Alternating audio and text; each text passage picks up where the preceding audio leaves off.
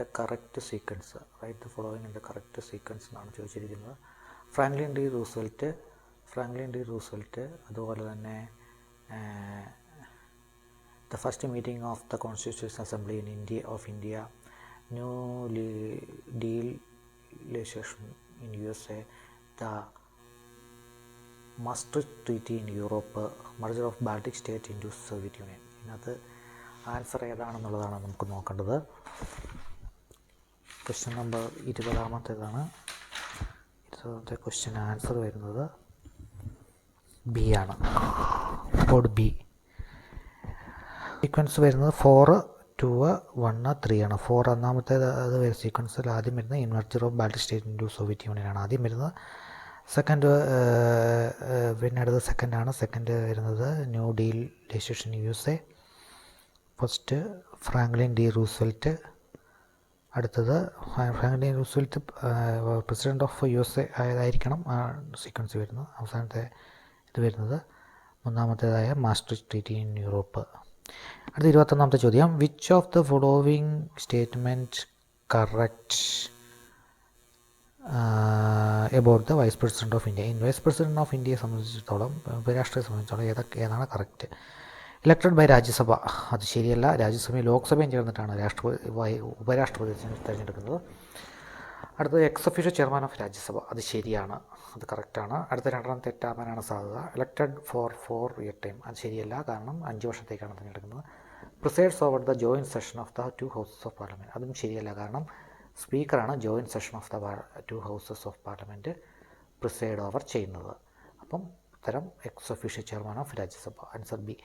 22-ാമത്തെ ചോദ്യം. The Dalit Panther movement was launched in ഏത് സംസ്ഥാനത്താണ് ലോഞ്ച് ചെയ്തതെന്നാണ് ചോദിക്കുന്നത്. അതിന് ഉത്തരം 22 മഹാരാഷ്ട്രയാണ് കേട്ടോ. മഹാരാഷ്ട്രയാണ് അതിന് ഉത്തരമായിട്ട് വരുന്നത്.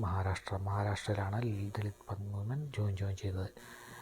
അടുത്തത് 23-ാമത്തെ ചോദ്യം. The first backward class commission emphasize which of the following as the conditions identifying social and educational backwardness? ഏതിൻ്റെ അടിസ്ഥാനത്തിലാണ് സാമൂഹിക വിദ്യാഭ്യാസ ബാക്ക്വേർഡ്നെസ് ഐഡൻറ്റിഫൈ ചെയ്തത് ആദ്യമായിട്ട്? ഫസ്റ്റ് ബാക്ക്വേർഡ് ക്ലാസസ് കമ്മീഷൻസ്, അത് കാസ്റ്റിൻ്റെ അടിസ്ഥാനത്തിലാണ് കേട്ടോ. ഡി ആണ് ഉത്തരം. When the UPA government was formed in 2004 at the center, CPIM was neither supporting nor opposing it, not part of the alliance but was supporting the government from outside, part of the alliance, opposite to the government. ഇതിന് ഉത്തരം വരുന്നത് not part of the alliance ആണ്, but was supporting government from outside. ഉത്തരം B ആണ് കേട്ടോ. Match list 1 and list 2, select the correct answer from the course given below. Finance and commission ഏത് ആർട്ടിക്കിളാണ് വരുന്നത്? ഉത്തരം കൃത്യമാണ്, നമുക്കറിയാം. ആർട്ടിക്കിൾ 280 വരുന്നത്. ഫിനാൻഷ്യൽ എമർജൻസി പ്രഖ്യാപിക്കുന്ന ആർട്ടിക്കിൾ 360 പ്രകാരമാണ്. രാജ്യസഭയെ പറ്റി പ്രതിപാദിക്കുന്ന ആർട്ടിക്കിൾ 312 കോൺസ്റ്റിറ്റ്യൂഷൻ അമെൻമെൻറ്റിനെ പറ്റി പ്രതിപാദിക്കുന്ന ആർട്ടിക്കിൾ 368. അടുത്ത ചോദ്യത്തിലേക്ക് നമുക്ക് നേരിട്ട് പോകാം. അടുത്ത ചോദ്യത്തിലേക്ക് നേരിട്ട് പോകുന്നതിന് മുമ്പായിട്ട്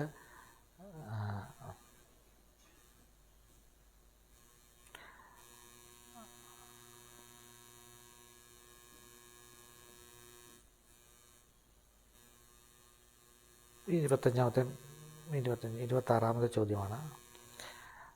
ലിസ്റ്റ് 1ഉം 2ഉം മാച്ച് ചെയ്യുന്നതാണ്. മോർലി റിഫോംസ് അല്ലെങ്കിൽ മോർലി റിഫോംസ് മൊണ്ടേഫോർഡ്, അതായത് ചെംസ്ഫോർഡ് എന്നാണ് ഉദ്ദേശിക്കുന്നത്. അത് റിഫോംസ്. സ്വദേശി and boycott movement, home rule movement. ഇതിനകത്ത് ഉത്തരം കൃത്യമായിട്ട് അറിയാമല്ലോ.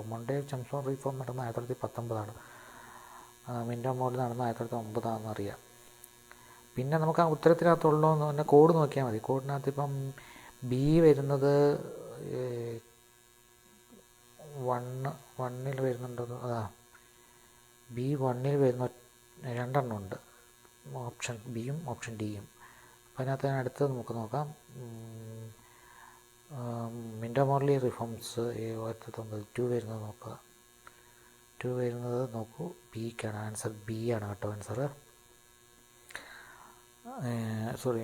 മിൻറ്റോ മോർലി റിഫോംസ് വരുന്നത് 1909. Answer A option A option 2 ഉണ്ടോ അതിനകത്ത് ശ്രദ്ധിച്ചാൽ മതി. A option 2 B option 1. അപ്പം ബി ആണ് ആൻസറായിട്ട് വരുന്നത്. ബി ആണ് ഇവിടെ ആൻസർ, കോഡ്. പിന്നെ അടുത്തത് 27ാമത്തെ ചോദ്യമാണ്. Identify the correct chronological sequence of the following. ഇത് സിമ്പിളായൊരു ചോദ്യമാണ്. നമുക്കിതിനകത്തറിയാം 42 കോൺസ്റ്റിറ്റ്യൂഷണൽ അമെൻമെൻറ്റ് ആക്ട് നടന്നത് A K. Gopalan versus state of Madras case, declaration of Indian emergency, Kesavananda Bharati case. ഇതിനകത്ത് നമുക്ക് കൃത്യമായിട്ട് അറിയാം 42nd അമെൻമെൻറ്റ് ഓഫ് നടന്നത് എമർജൻസി ഡിക്ലെയർ ചെയ്തതിന് ശേഷമാണ്. അപ്പം ഡിക്ലറേഷൻ ഓഫ് എമർജൻസിക്ക് ശേഷമാണ് 42. അതിന് തൊട്ട് മുമ്പാണ് കേശവാനന്ദ ഭാരതി കേസ് നടന്നത്. കേശവാനന്ദ ഭാരതി കേസ് പക്ഷേ state of Kerala, Kesavananda Bharati versus state of Kerala, the basic structure of the constitution എന്ന് പറഞ്ഞിട്ടുള്ള കേസ് നടന്നത്. അപ്പോൾ ആദ്യത്തേത് വരാൻ സാധ്യതയുണ്ട്. ഏറ്റവും അവസാനത്തേത്, അതായത് ഇതിനകത്ത് ഏറ്റവും ഒരു കാര്യം നമുക്ക് മനസ്സിലാക്കാം.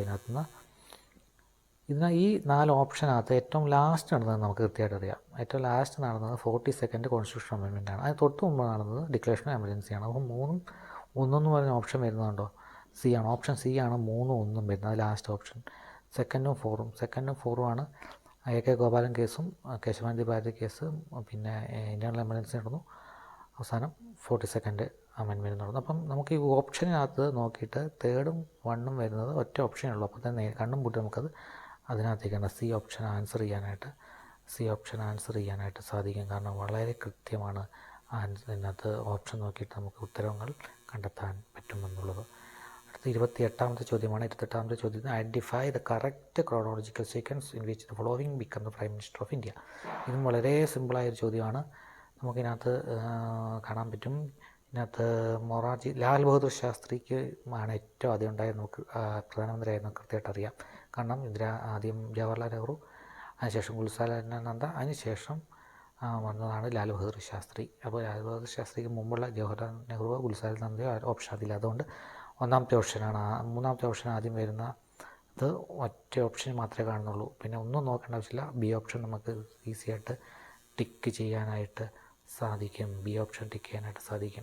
അപ്പം ബി ഓപ്ഷൻ ടിക്ക് ചെയ്യാൻ നമുക്ക് നോക്കുക. അതിനകത്ത് കൃത്യമായിട്ട് പറയുന്നുണ്ട്. ബി ഓപ്ഷൻ 4ാമത്തെ ഓപ്ഷനാണ് രണ്ടാമത് വരുന്നത്. 4ാമത്തെ മൊറാർജി ദേശായി. രാജ് ബഹദൂർ ശാസ്ത്രിക്ക് ശേഷം മൊറാർജി ദേശായിയാണ് 1977 പ്രധാനമന്ത്രിയായത്. പിന്നെ വരുന്നത് 1ാമത്തെ ഓപ്ഷനാണ് ചരൺ സിംഗ്. തൊട്ടടുത്ത വർഷം ചരൺ സിംഗ് പ്രധാനമന്ത്രിയായി ലാൽ ബഹദൂർ ശാസ്ത്രിക്ക് ശേഷം, മൊറാർജി ദേശായിക്ക് ശേഷം. വി പി സിംഗ് 1990 പ്രധാനമന്ത്രിയായത്. പ്രധാനമന്ത്രിയായത്. അപ്പോൾ ആ ഓപ്ഷൻസും കൃത്യമാണ്. അപ്പം ഇതും ഓപ്ഷന് നമുക്കിതിനകത്ത് ഒറ്റ ഉത്തരം കൃത്യമായിട്ട് ഒറ്റ ഒരു ഓപ്ഷനിൽ തന്നെ നമുക്ക് കിട്ടും. കാരണം ലാൽ ബഹദൂർ ശാസ്ത്രിയാണ് ഏറ്റവും ആദ്യത്തെ പ്രധാനമന്ത്രി. 3ാമത്തെ ഓപ്ഷൻ ഫസ്റ്റ് വരുന്നത് വേറെ ഒന്നിനകത്തും വരുന്നില്ല, ബിയിൽ മാത്രമാണ്. ഇത്രയും സിമ്പിളായിട്ടുള്ളൊരു ഇതായിരുന്നു കേട്ടോ. Okay, thank you.